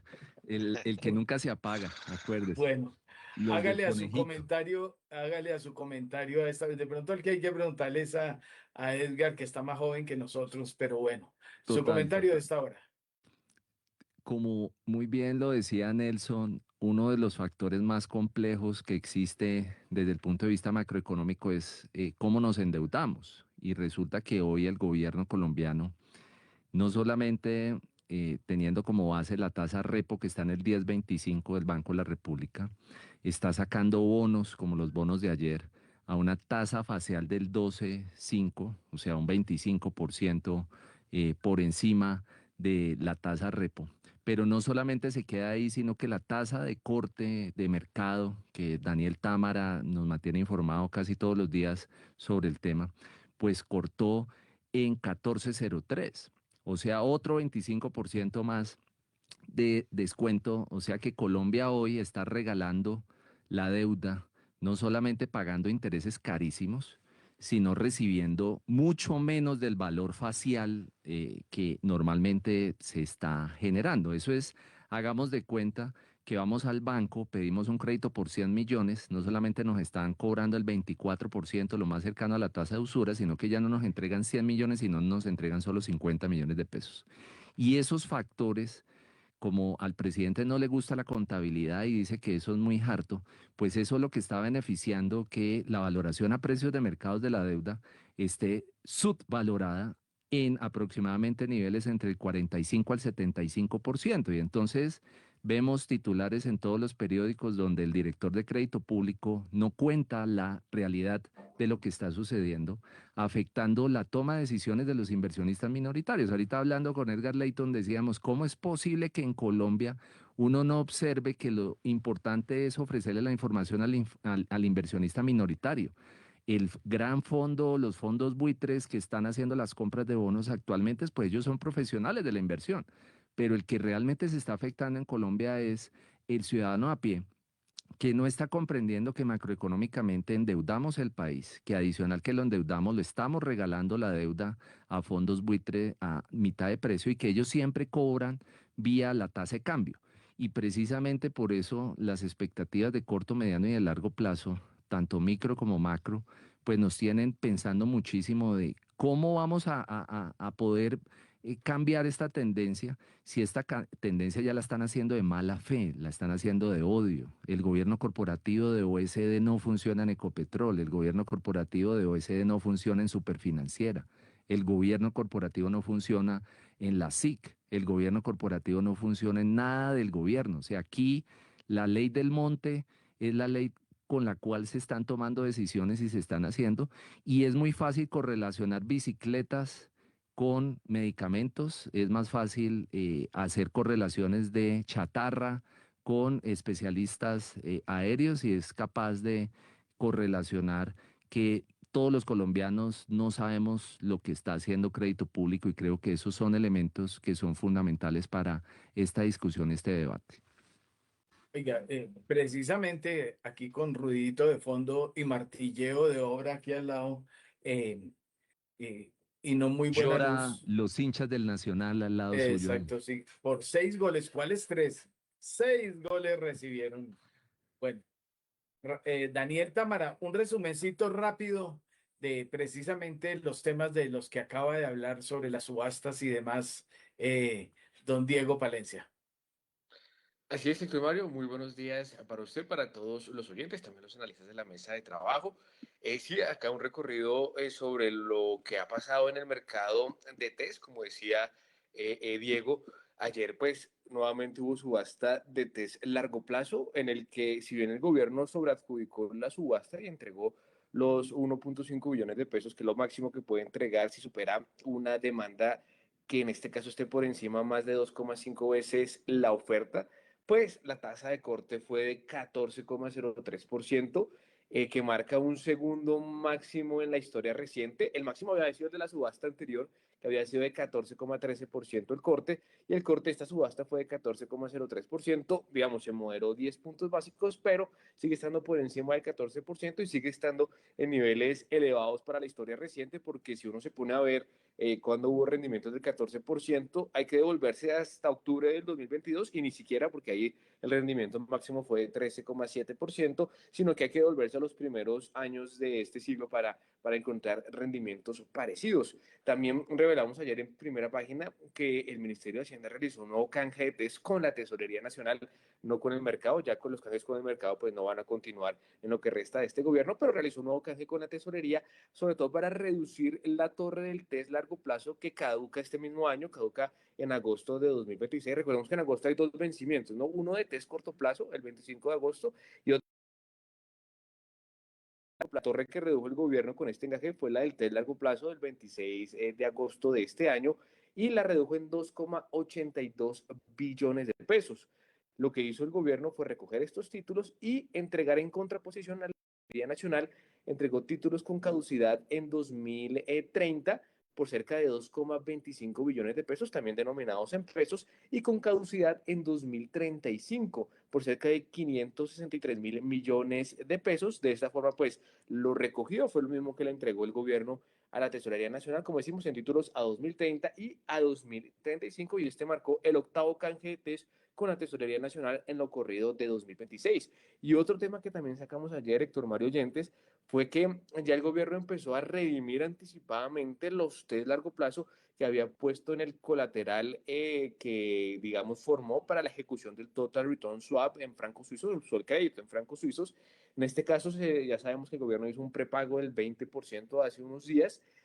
Había ya liberado una parte de los test corto plazo que había puesto en el famoso haircut de esta obligación por cerca de 4,8 billones de pesos y los había redimido anticipadamente, y también liberó, como decimos, cerca de 6,5 billones de pesos de los test largo plazo puestos en el colateral y también lo redimió anticipadamente. Todo esto pues con efectos a la baja en el saldo en circulación de test en lo que va pues en este caso marzo. Entonces en total serían cerca de 11,8 billones de pesos los que ha venido redimiendo anticipadamente el gobierno por cuenta de ese primer prepago del 20% del TRS en francos suizos. Sector Mario.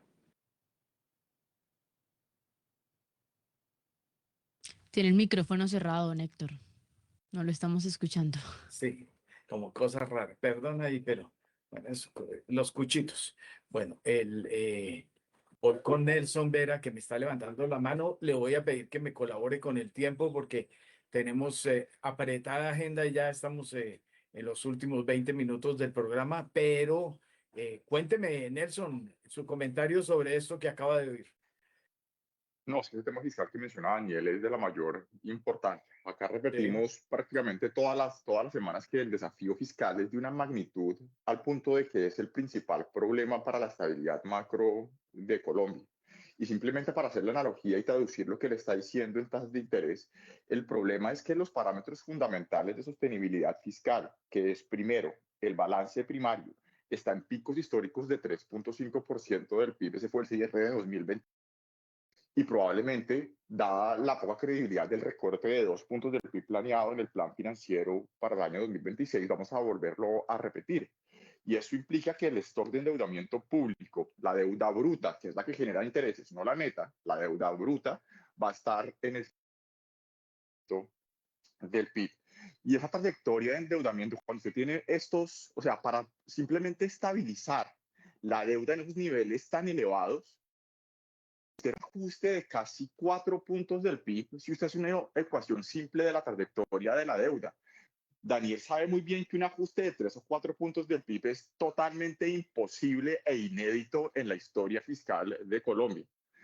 La dura tarea que tiene la entrante administración 2026-2030 es dar una cuota inicial probablemente mucho más cercana a 2 puntos del PIB.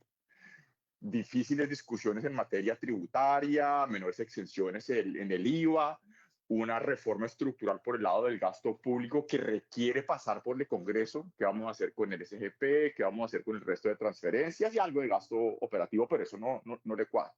Entonces lo que le estoy diciendo es, mire, para estabilizar la deuda en el 65% del PIB se requieren 4 puntos del PIB, ni siquiera hablemos de devolver a la regla fiscal, hoy muerto. Es poco probable lograr un ajuste en la próxima administración superior a 2 puntos del PIB. La válvula de escape, cuando usted tiene unas magnitudes de este tamaño en la deuda y en el desatino fiscal, es siempre el frente inflacionario. Por eso siempre decimos que el Banco de la República está problemado por los temores de potencial dependencia fiscal.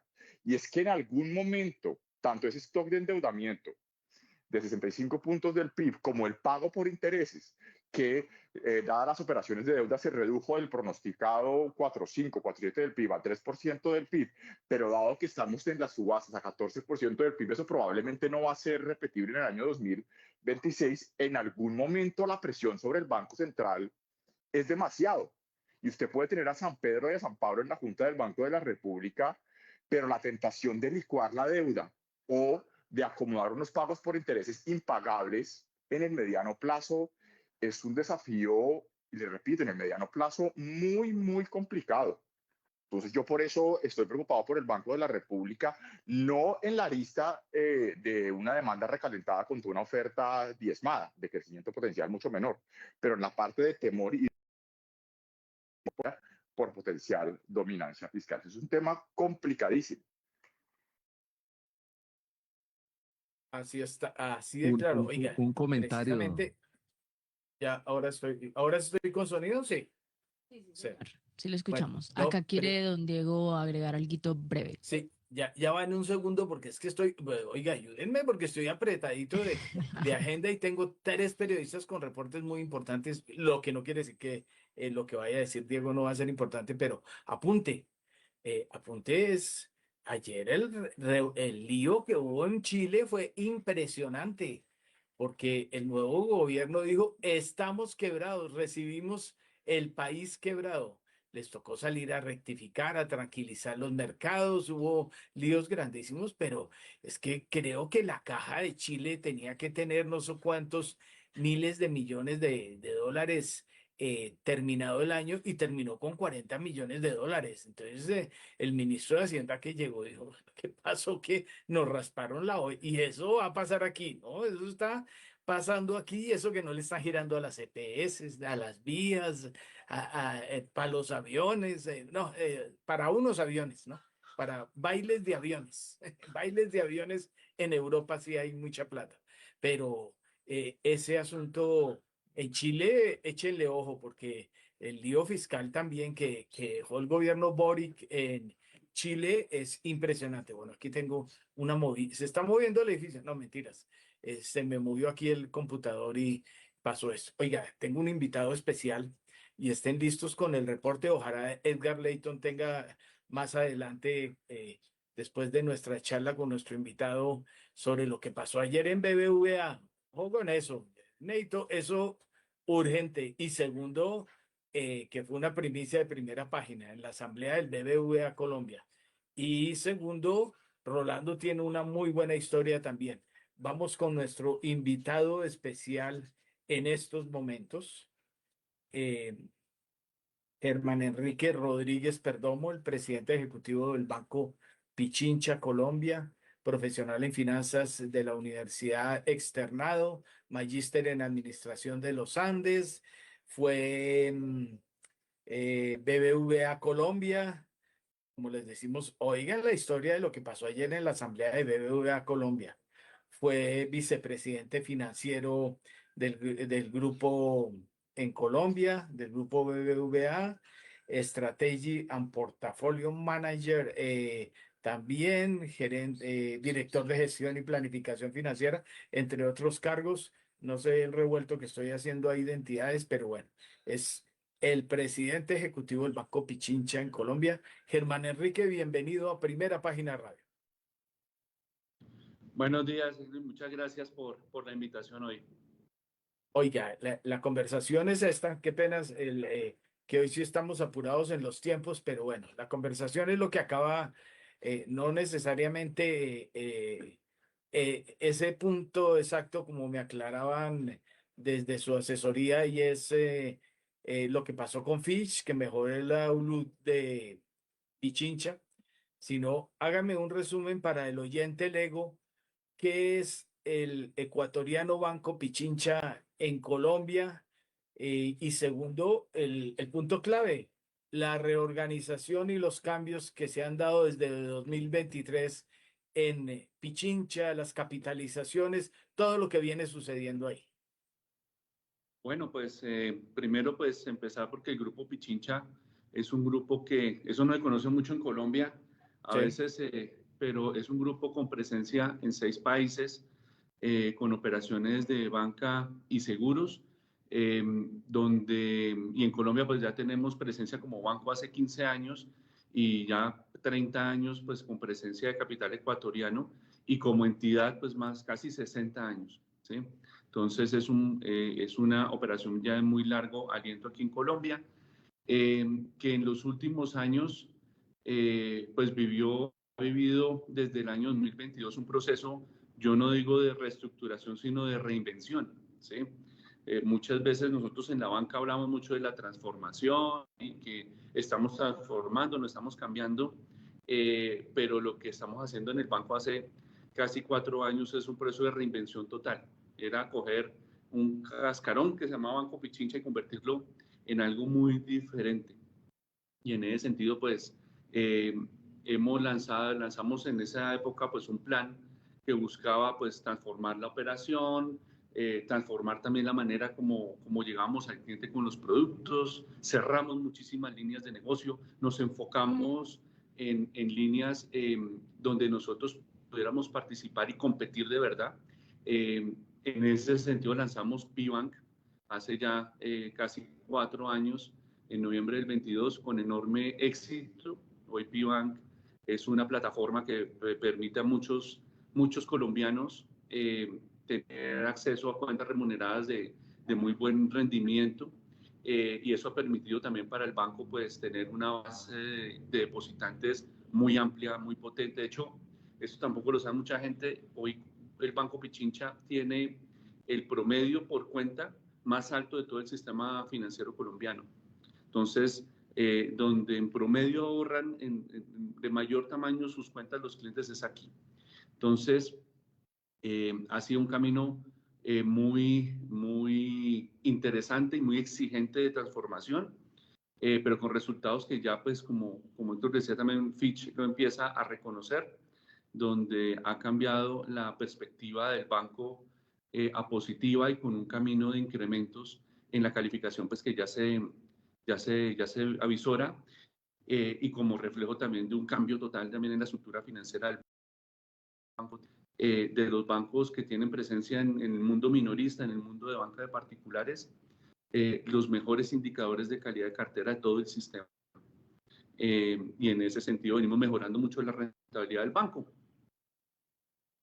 Oiga, Germán, sí, usted me puso ahí varios temas y ese era uno de los motivos de consulta que tenía yo ahí, porque pues esto no es una plañidera, pero sí hubo mucha queja por la subinformación del banco, o sea, los clientes de un momento a otro les retiraron las tarjetas de crédito, cambiaron la línea de negocio, como bien lo decía Piban y todo, pero la información fue mínima o nula, por decir, y esa fue una queja creciente en los últimos 2 años. Y la otra es la subinformación a la hora de pagar y todas esas cosas en el banco, porque no hay poder humano, y si no está el encargado de la oficina, no hay quien le diga a uno cómo está su saldo, cuánto tiene que pagar y varias cosas de esas. Y digamos, eso ha mejorado, eso lo han detectado, eso qué origen tiene, es parte de la innovación que, como usted dice, no es reorganización, sino eso está mejorándose también. Pues absolutamente. Y obviamente en estos procesos hay, hay temas que podrían salir mejor, ¿sí?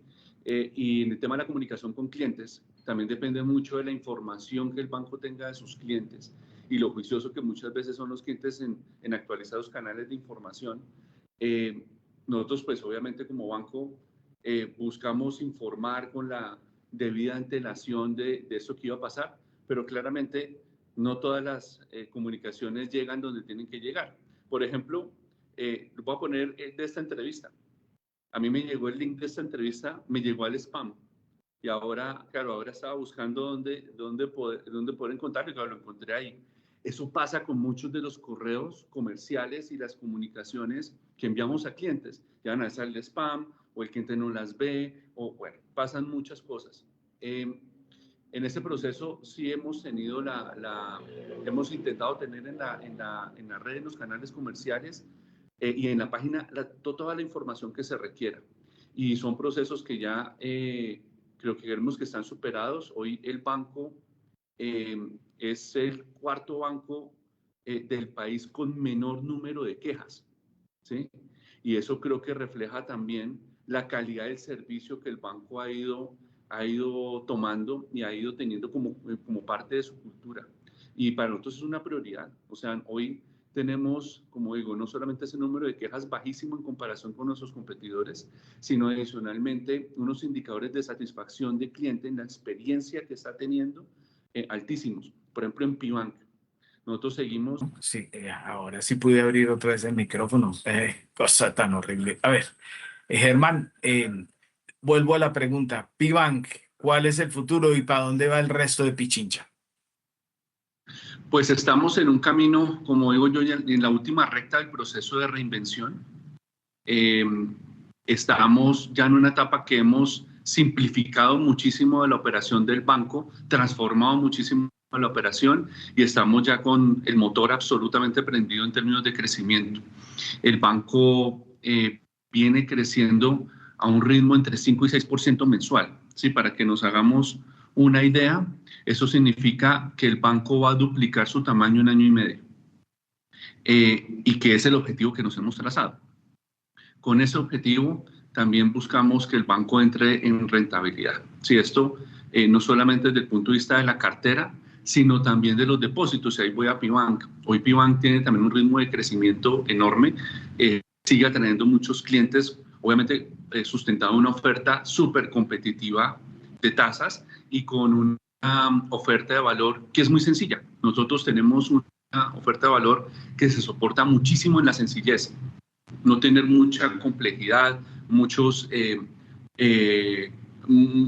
adicionales al producto, sino un producto muy sencillo que el cliente sepa que siempre le va a funcionar, que siempre funciona, que es fácil de operar, que entiende bien, que las condiciones son muy transparentes.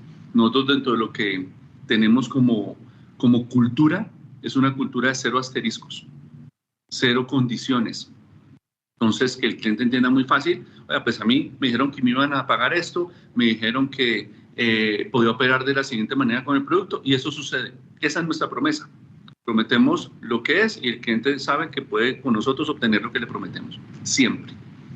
En ese camino pues vamos a seguir creciendo muchísimo en este ritmo, como digo, y esperamos al cierre del año poder lanzar nuestra tarjeta de crédito. Vamos a volver al negocio de tarjetas de crédito, del cual salimos hace un tiempo, con un producto reinventado también, un producto que esperamos cumpla con las expectativas de nuestro portafolio de clientes, que como digo es un portafolio de clientes de alto valor y muy exigente. Bueno, pues ahí está la promesa, ¿no?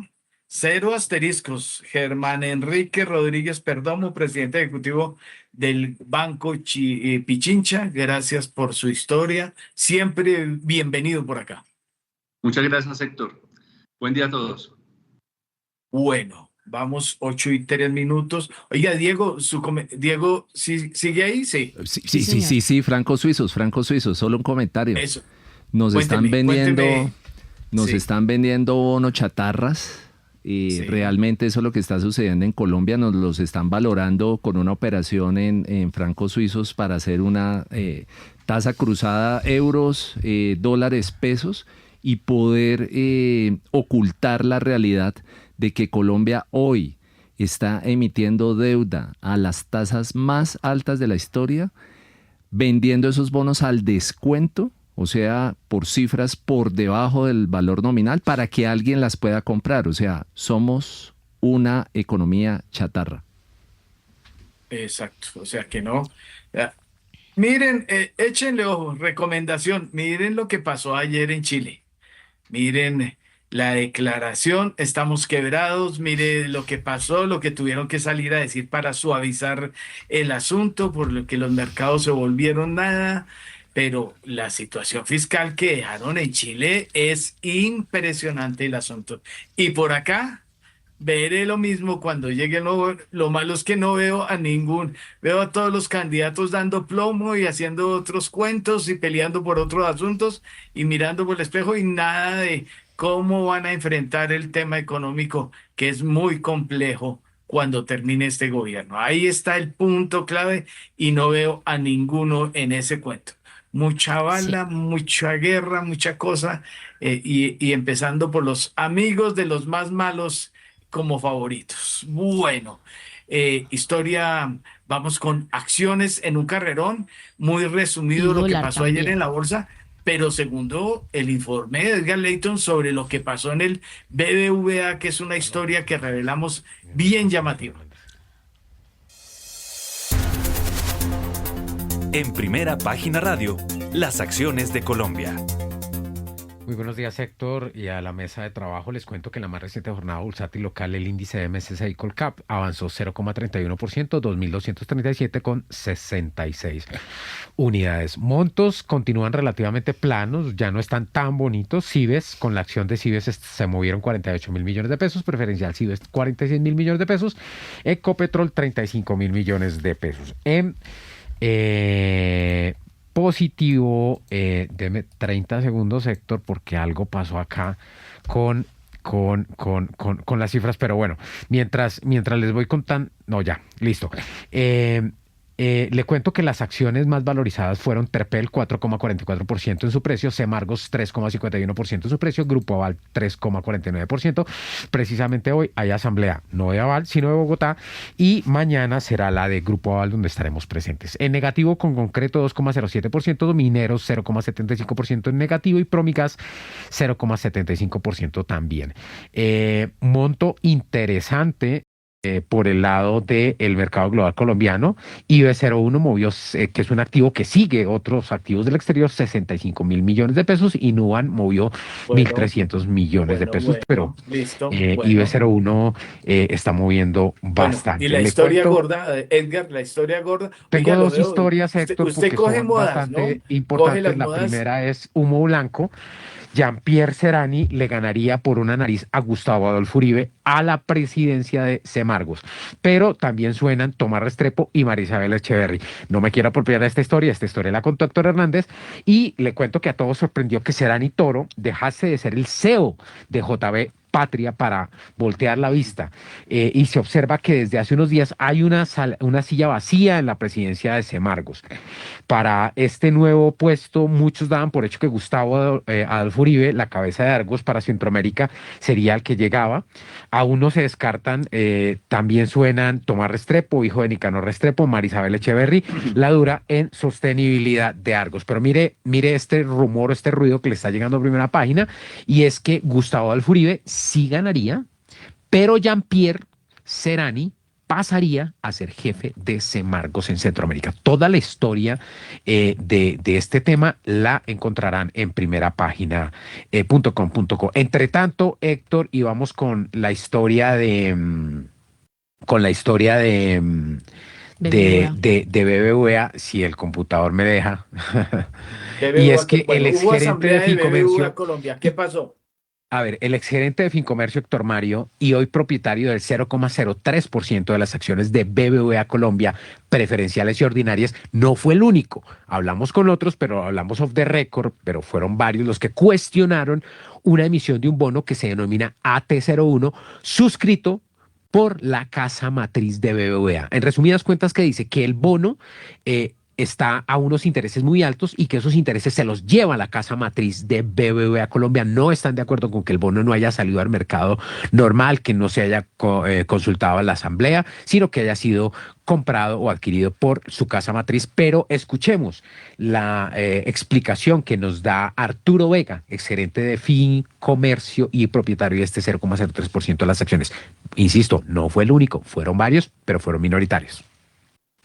Buenos días a los televidentes de Primera Página Televisión, el canal de los negocios. Me encuentro con Arturo Vega, él es un accionista minoritario de BBVA, quien planteó una serie de inquietudes respecto del pago de un bono que emitió BBVA Colombia y que compró su casa matriz. Cuéntenos cuál es esa inquietud y a la cual hay que recordar, el banco sugirió que hay un ordenamiento, señalamientos de la Superintendencia Financiera de que debe haber una reserva. Entonces, ¿cuál es esa inquietud? ¿Cuáles son esos puntos clave? Buenas tardes. El banco emitió en junio del 2023 un bono que está regulado por las normas de Basilea III, se llama el bono AT1.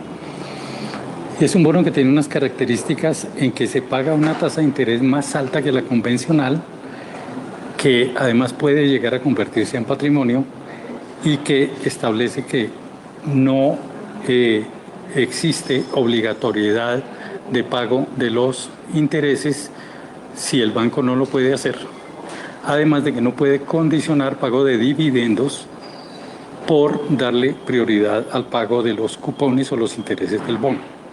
Ese bono fue emitido por el Banco BBVA, fue suscrito por la matriz, no fue llevado a la junta directiva. La superintendencia sí autorizó la emisión del bono, pero hizo una sugerencia de que se tuvieran siempre los recursos para pagar los cupones. No es una obligatoriedad y menos que se fuera a hacer mediante una reserva patrimonial. Pagar intereses en un bono es como pagar el agua y la luz, porque son gastos operativos en un banco.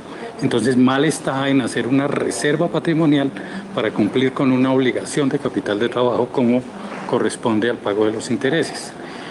El hecho de que además se haya hecho a una tasa que en su momento era exorbitante, el IBR más 10.54, establece entonces que el BBVA en su junta tomó una decisión favoreciendo a la casa matriz con una rentabilidad muy alta que además entiendo, no estoy seguro, entiendo que es exenta de impuestos en España. Entonces es una manera de llevarse los dividendos directamente a España sin pagar impuestos en Colombia, y si en las asambleas le dan prioridad a la apropiación de las utilidades a esa reserva para pago, pues obviamente se está pasando por encima del derecho de los accionistas minoritarios. Pues Héctor, esto fue lo que dijo el exgerente de Fincomercio, como insisto, y la nota la pueden conseguir en primerapagina.com.co. Gracias, y don fueron Edgar. varios, sí señor. Me toca echarle la cuchilla porque ya me pasé del tiempo. Vamos, dólar urgente y Rolando Lozano, me tocó, qué pena, y le iba a dar más tiempo para su informe, pero hágame un resumen ejecutivo, pero primero el dólar.